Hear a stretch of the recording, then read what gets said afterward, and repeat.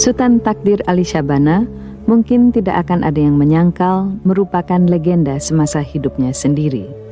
Selain dikenal karena kisah kasihnya seumur hidup dengan kesusastraan, orang juga tahu Takdir sebagai pendidik, penerbit, ahli bahasa, dan filsuf. Sekian generasi anak Indonesia minimal mengenal judul karya-karyanya yang besar. Tapi mungkin jauh lebih sedikit yang menyadari bahwa Takdir Ali Syabana sesungguhnya adalah salah satu bapak bahasa Indonesia karena ia menjadi salah satu sosok utama yang meletakkan dasar-dasar bahasa Indonesia sebagai bahasa pengantar bangsa ini.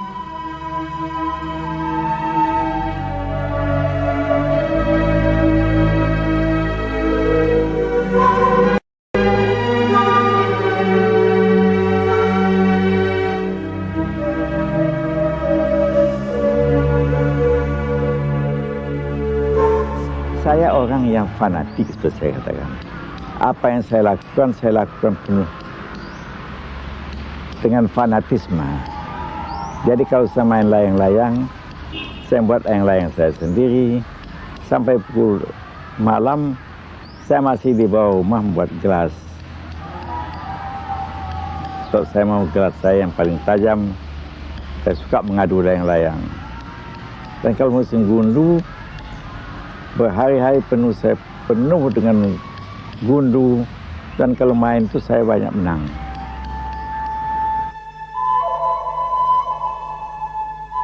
Salah satu pokok yang membuat Sultan Takdir Ali Syabana menjadi legenda semasa hidupnya sendiri adalah keterlibatannya dalam suatu diskusi sengit antara tokoh-tokoh pemikir pada tahun 30-an yang gaungnya terus bergema sampai lebih 60 tahun kemudian. Polemik kebudayaan itu dalam keterangan secara sangat sederhana mempertarungkan gagasan pemertahanan puncak-puncak kebudayaan tradisional yang dianut Sanusi Pane dan Dr. Sutomo dengan gagasan perangkulan budaya barat sebagai jawaban tantangan masa depan yang dianut Sultan Takdir Ali Syabana. Takdir mungkin puas dapat menjadi sosok yang memberi ucapan penutupan untuk menuntaskan polemik kebudayaan itu. Bagi saya tambah lama tambah jelas bahwa pendirian saya itu betul. Sekarang tidak dipersoalkan lagi oleh karena praktis semua orang menerima bahwa kebudayaan modern ini berdasarkan kemajuan ilmu, teknologi, dan ekonomi. Ya.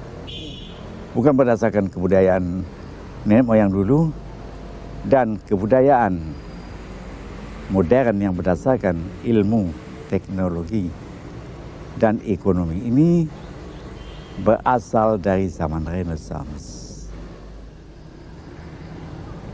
Nenek moyang kita itu sudah habis waktunya.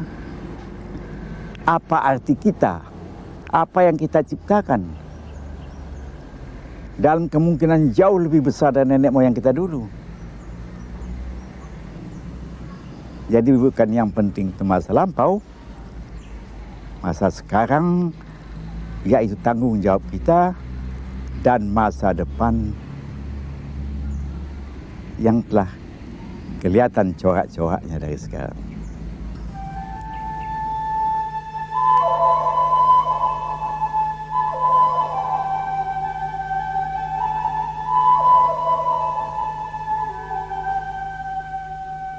Ribuan anak sekolah Indonesia mengetahui Sultan Takdir sebagai pendiri Angkatan Pujangga Baru yang mengambil namanya dari majalah yang didirikan oleh 3 sosok penting dalam kesusastraan Indonesia. Takdir sendiri, Amir Hamzah, dan Armain Pane. Mereka disebut sebagai pelaku garda depan dalam masyarakat yang masih berpijak kuat pada tradisionalisme kala itu.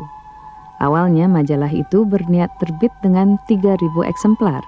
Namun pelanggannya cuma mencapai 150 dan tidak pernah naik lagi selama 20 tahun usia terbitan tersebut. Namun, melihat bahwa sekian juta anak Indonesia selanjutnya memahami tentang pernah hadirnya majalah itu, serta signifikansinya bagi perkembangan seni dan sastra Indonesia kemudian, rasanya tirasnya yang kecil sejak tahun 33 itu tidaklah banyak berarti. Tentulah mesti bangkit sastra baru, sastra yang sesuai dengan perasaan, dengan pemikiran, dengan suasana masyarakat dan kebudayaan zaman sekarang yang melihat ke depan itu, yang bersifat lebih rasional itu. Itulah artinya pujangga baru, menyesuaikan diri akan masyarakat dan kebudayaan yang cepat berubah.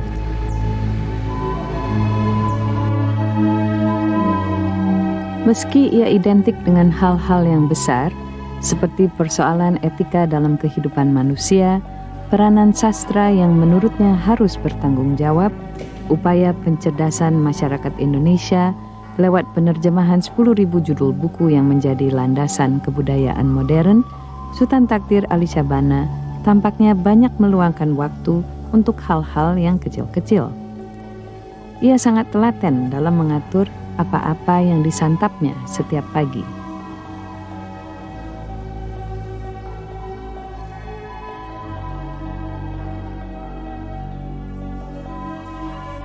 Sejak usia 70 tahun, Takdir rajin berenang setiap hari menggunakan kolam renang yang dibuatkan anak-anaknya sebagai hadiah ulang tahun untuk ayah mereka.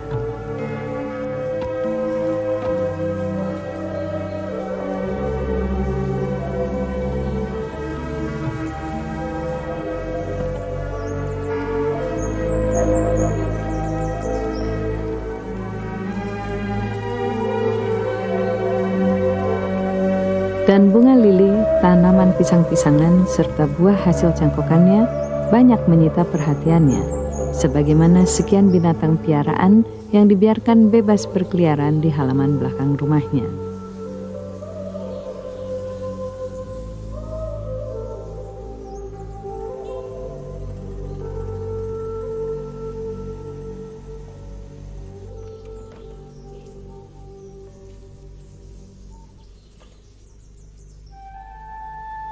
Salah satu keprihatinan Takdir adalah siap tidaknya bahasa Indonesia untuk menjadi sarana pemikiran baru dalam kehidupan modern.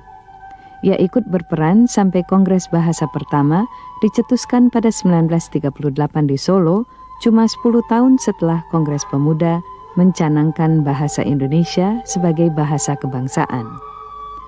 Ketika Jepang masuk dan pujangga baru dibekuk, Takdir kembali ke cinta pertamanya, yakni bahasa. Ia ditunjuk sebagai sekretaris pakar pada Komisi bagi Pengembangan Bahasa Indonesia.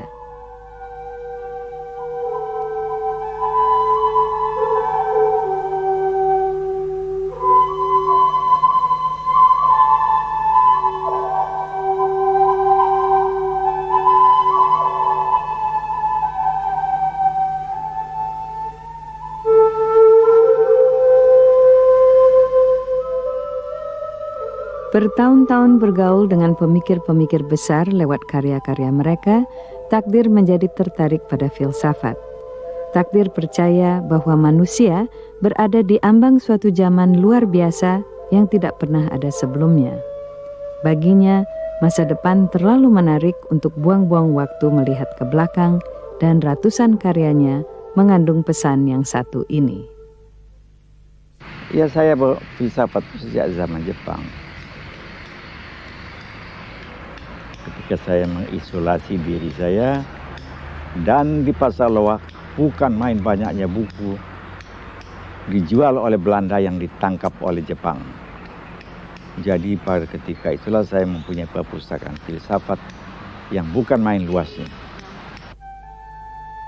Apakah tokoh yang hanya mau memikirkan pikiran-pikiran besar akan merasa kesepian?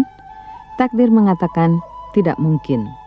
Jika orang hidup dari dalam, begitu katanya, artinya cukup dengan buku-buku saja, maka seluruh pemikir-pemikir besar dunia itu, dari zaman dahulu sampai sekarang, bisa menjadi teman-teman kita. Di zaman ini, mudah saja seseorang mengambil buku, duduk, dan kemudian membina pergaulan secara akrab dengan pemikir-pemikir zaman tersebut. Tidak butuh hiruk-pikuk dunia yang ramai.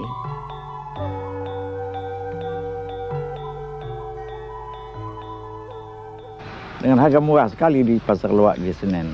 Tentu sesudah itu saya membeli buku-buku yang baru, macam-macam. Apalagi ketika Dian Rakyat sudah jalan, uang sudah banyak, malah saya membuat toko buku.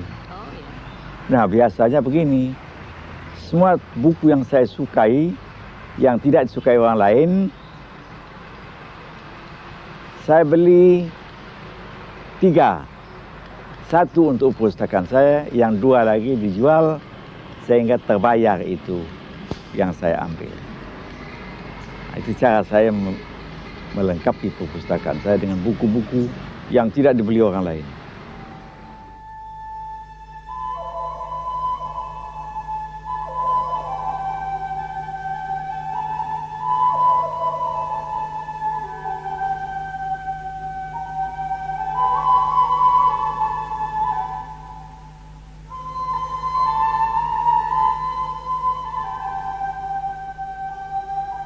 Bagi Takdir, perempuan itu sosok hebat. Ini tampak dalam karya-karyanya yang selalu menampilkan sedikitnya satu protagonis perempuan yang kuat, dari tokoh Tuti dalam layar terkembang dan juga di dalam Grota Azura. Takdir merasa ia selalu mencapai langkah besar dalam hidupnya justru karena kehadiran seorang perempuan.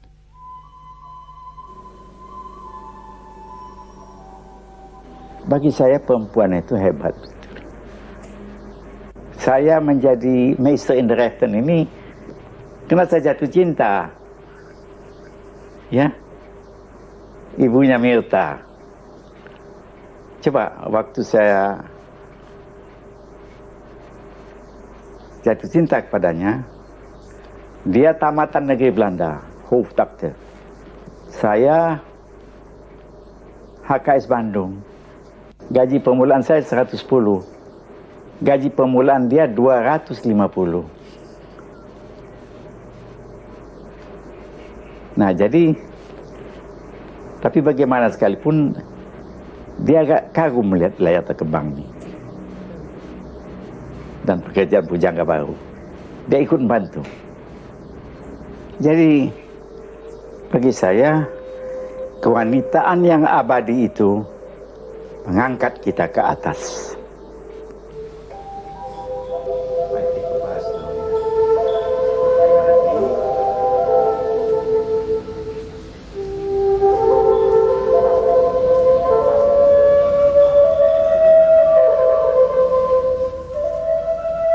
Di samping karya-karyanya yang serius membahas persoalan-persoalan pelik kemanusiaan, terdapat juga karya penting yang mendapat ilham dari suatu peristiwa yang sifatnya sangat pribadi. Ketika saya tamat, gaji saya yang pertama, saya berikan, saya ambil postcode lagi 3 tahun, saya serahkan sepenuh-penuhnya kepada ibu saya. Tetapi bagaimana? Uang itu diterima, dipakai untuk menguburkannya. Meninggal dia. Bermalam-malam, berhari-hari saya menangis. Sakit jantung.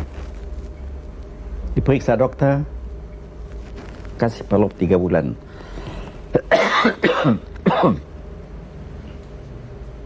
Saya pergi ke Bandung.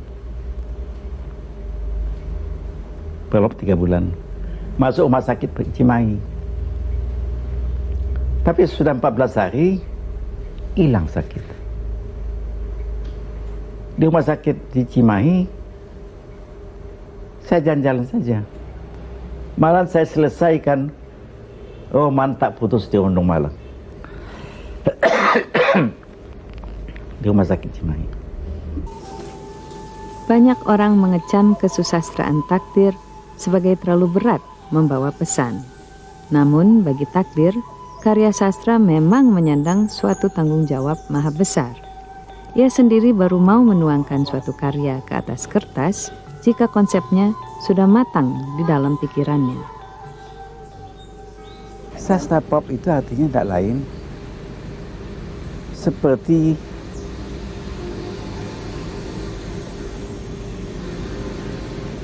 apa yang datang dalam pikiran terus diucapkan dengan tidak ada dasar filsafat, kesadaran akan zaman ini yang besar dalam hubungan kemana kita sebagai keseluruhan menuju sekarang.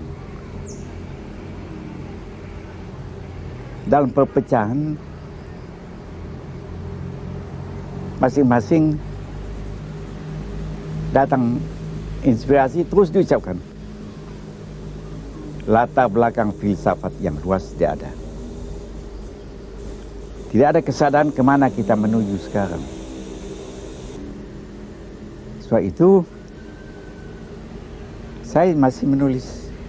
Saya masih ingin sebenarnya kalau dapat menyelesaikan novel saya yang terakhir. Nah, dan novel saya yang terakhir ini buat saya ceritakan masalahnya. Ya. Ketika membawakan 30S, teman Aidit dapat melarikan diri. Dia terus lari ke Anyer, ke Lampung, Palembang, melompat dari pulau yang satu ke pulau yang lain, sampai ke Malaysia.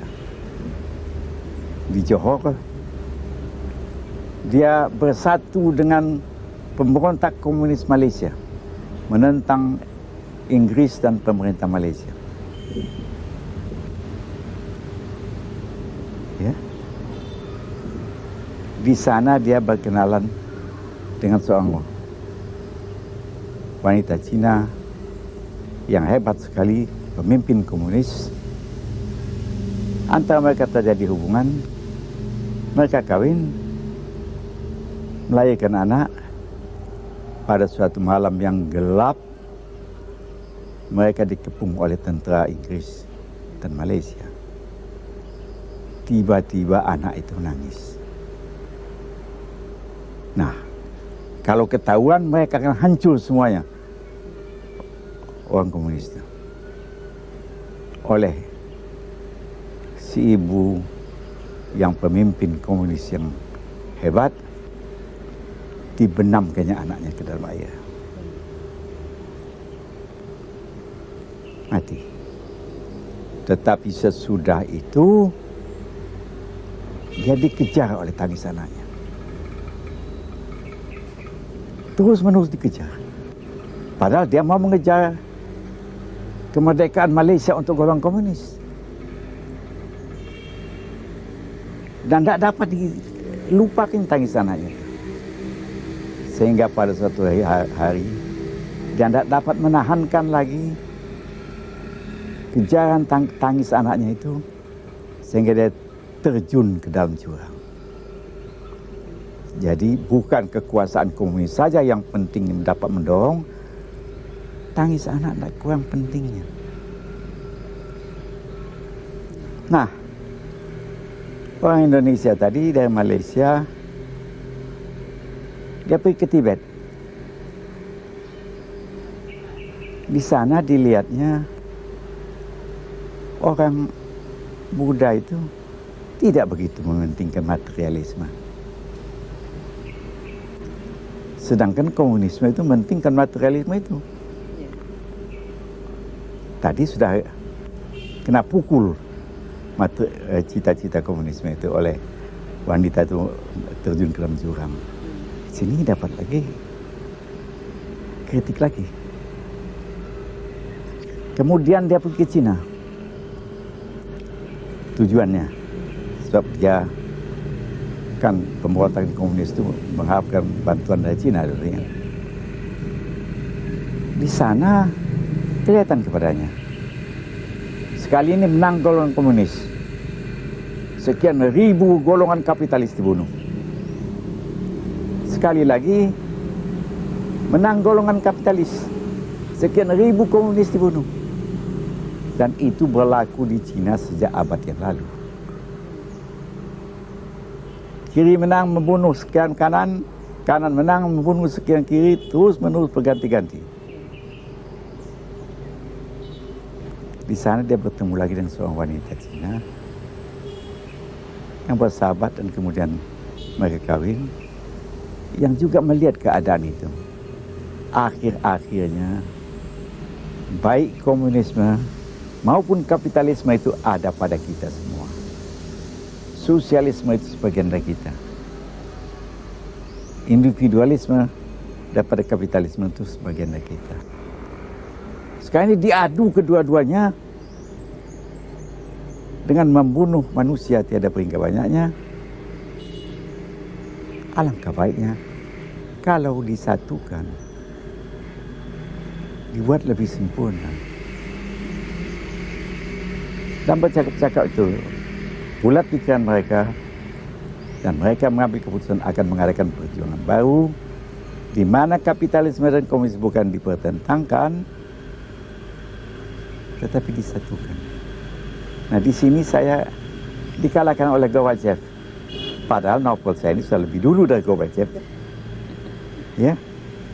Nah, jadi orang Indonesia tadi meninggalkan Cina, mencari tempat di Asia Tenggara dari mana mereka akan dapat berjuang untuk penyatuan antara perasaan solidaritas bersama dan individualisme, yang kedua-duanya hakikat tiap-tiap manusia. Novel ini ditutup dengan dia pergi ke kantor pos di Singapura untuk melihat kalau ada surat dari istrinya. Kebetulan ada surat itu. Dan surat itu berkata, "Kau sudah 3 bulan meninggalkan kami. Kapan kau datang menjemput kami supaya kita dapat memulai perjuangan kita?" Di mana sosialisme dan individualisme itu akan bersatu. Kalimat yang terakhir dalam surat itu, mudah-mudahan istana yang akan kita dirikan itu tidak didirikan di atas pasir. Kalau dapat saya menyelesaikan saya punya novel ini, saya senang saya. Ini sekarang capek betul saya. Rebah saja sini. Selama nggak dapat menulis lagi. Kalau ini saya selesai dengan memuaskan, senang saya. Novel saya yang terakhir. Dan judulnya Dan Hidup Berjalan Terus. Saya mau rebah. Saya mau mandi. Tapi rebah dulu. Ini saya capek betul sekarang.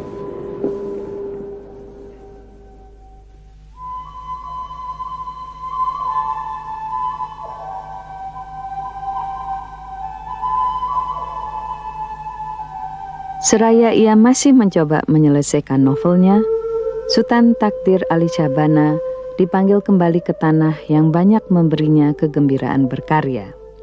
Novel itu menjadi kenangan terakhir untuk kita darinya, dan hidup berjalan terus.